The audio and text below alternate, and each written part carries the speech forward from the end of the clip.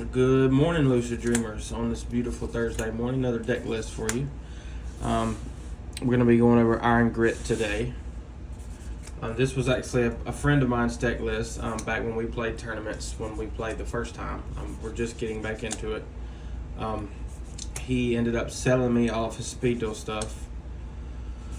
So I held on to it, revised the deck, since we're not playing with a ban list necessarily right now because it's coming to an end. We've made that conscious decision to play without a ban list and play whatever we want because it's just a small group of us that have ever played where we live. They do not have locals. We're trying to get people at a local card shop to play with us. I'll be going to talk with them about that soon. Yeah, but today we're going to go over Iron Grit. It's a Joey skill, very simple skill. It says, Gearfried the Iron Knights or Knight you control are unaffected by card effects. So that means basically you can't do anything to destroy or manipulate or change the battle position of that card at all. You can Kaiju, Lava Golem, or Santa Claus them. What I like to do is, if I know he's playing this deck when we get together and play, I'll go ahead and Mind Crush turn one to make, if he goes first, or if he goes second, to make sure he doesn't have it in his hand. If he does, great. If he doesn't, cool. Mind Crush hurts this deck a lot, especially if they draw multiple copies. They don't have any way to get it back from the graveyard, and Mind Crush destroys all declared card names in that player's hand when you activate it. So that's it for the skill. We're going to go ahead and get into the main deck today. So first off, we're going to be running, obviously, 3 Gearfried, the Iron Knight. That's a pretty secret rare. His effect is, if either player equips an equipped card or cards to this card, destroy the equipped cards. Like I went over in one of my other videos, I use Parasite Paranoid to turbo out because he automatically pops it. I'll use it to turbo out Brain Crusher or Perfectly Ultimate Great Moth or anything because it ignores summoning conditions. So that's cool. He doesn't have a lot of attack, but we run things in here to protect him and manipulate our opponent. We'll get into some of those shortly. So the first trap we're going to be running, this is a very trap-heavy deck. Trap and spell heavy. So we're going to be running 2 Widespread Ruin, and it's when your opponent declares an attack, you destroy the attack position monster with the highest attack. And you can choose if they have 2 that are tied for that.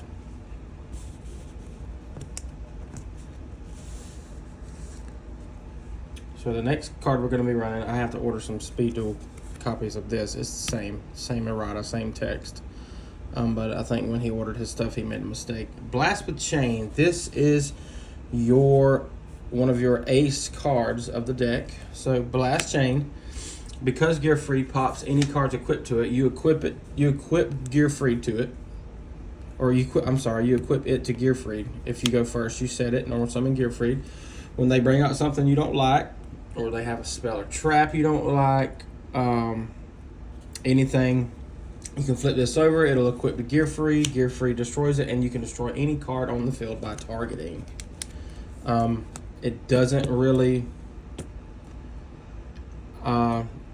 there's not really an answer for this. There's not really any decks that stop it. There's a couple.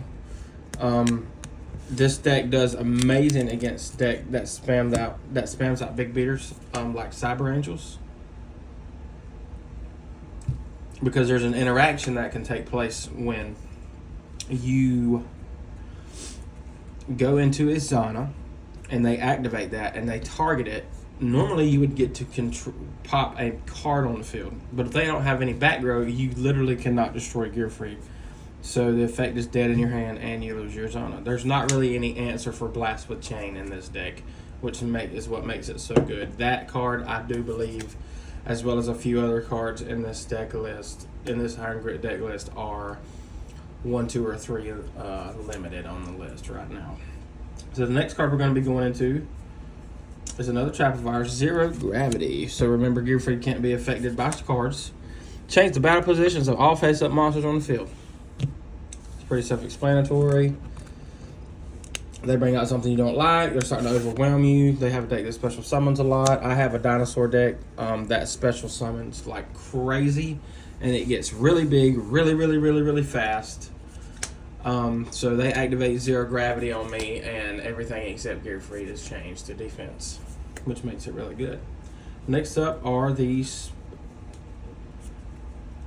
random monsters. I wouldn't say random.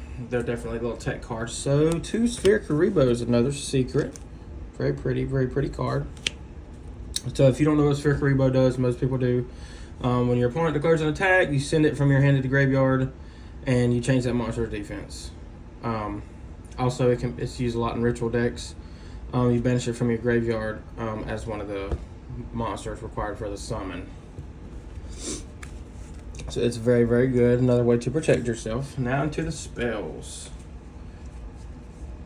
So Gear Freed is a level 4 warrior. So we're going to be running 3 Reinforcement of the Army. Very self-explanatory. Normal spell. Add a level 4 lower warrior monster from deck to your hand. So if you don't see Gear Freed, you can see this. In a 20 card build like this one, it is very consistent.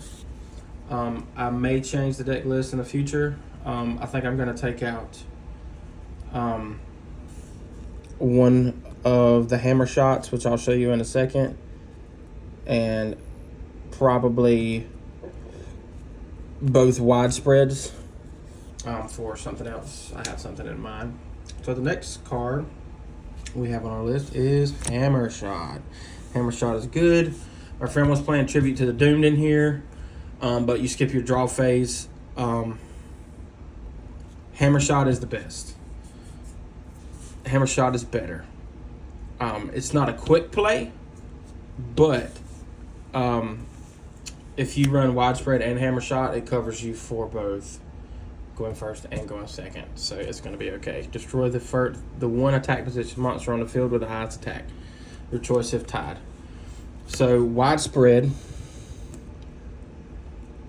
Remember, Widespread, it destroys your opponent's monster with the highest attack. Hammer Shot is just on the field, so that's why it's good in here, is because Gear Freed, most things are bigger than him because he's only 1,800. All right, moving on to our last card we run a 2 of for a 20 card build is 2 Night Beam. You've seen me go over Night Beam in some of my other videos. Night Beam is very good. Target a set spell or trap, destroy it, your opponent can activate it in response. If you hit Waking the Dragon, they can still activate Waking the Dragon to this card because it's not necessarily activating in response to this card's activation. Waking the Dragon activates in graveyard. It resolves in the grave. It doesn't activate and resolve on the field. So you would still be able to bring stuff out.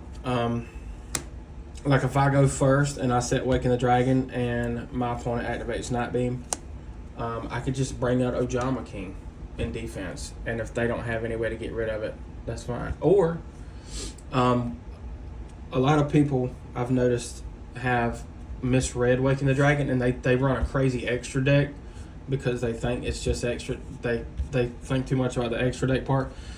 Waking the Dragon also special summons a monster from your deck, but it kind of is nerfed a little because it doesn't ignore summoning conditions. So if a monster you have a monster in your deck that says must be summoned or cannot be summoned by other ways, Waking the Dragon, it does not qualify as a Waking the Dragon target.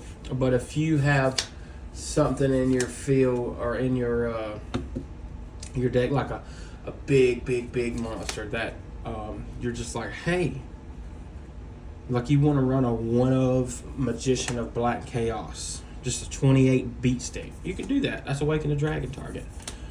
Stuff like Perfectly Ultimate Great Moth is not, unfortunately. So that's all for the main 20 card main deck. We're going to get into our side.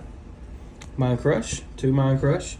I've explained Mind Crush before. Normal trap, declare a card name. If it's in your opponent's hand, they have to discard all copies of it. And if it's not, you discard one random card. You can do that any way you want. You can designate numbers 1, 2, 3, 4, 5, 6 for however many cards you got in your hand.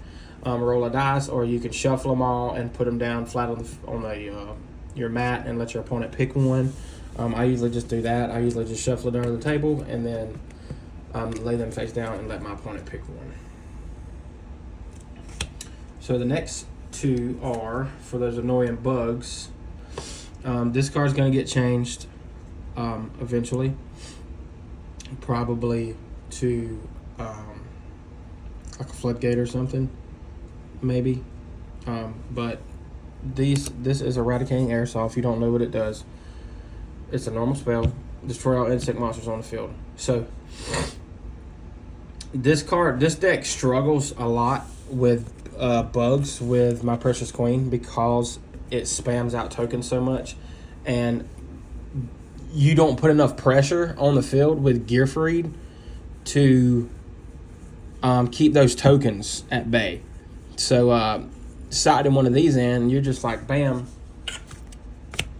Eradicating Airsoft, let them fill up their field, because if you go first, they get a token, and then they go and they get another token on top of a normal summon. So they could have a token in a Brain Crusher. They could have a token in an Insect Princess. There's those decks. Me and my buddy who built Iron Grit originally, we went through a lot of cool interactions with those decks. Those decks play very well against each other, and it usually ends in a very late grind game. The other day, I actually decked him out. Like, we will almost deck each other out every single time we play, just because my deck doesn't really care what his deck does, and I have so much stuff in my build that his Gearfried is unaffected by, like Book of Moon, like Creature Swap, different things. So most of the time, I'll side, if he chooses to play Iron Grit, I'll side in my 2 copies of Santa Claus, because my Brain Crusher and my Insect Princess are both bigger than him, but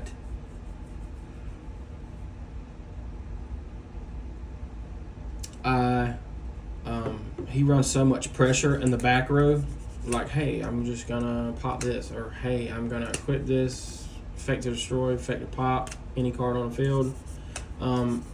Blast with Chain hurts bugs a lot, especially if they go first, and if they set Widespread and Blast with Chain, it puts a lot of pressure on you, because not only can you lose the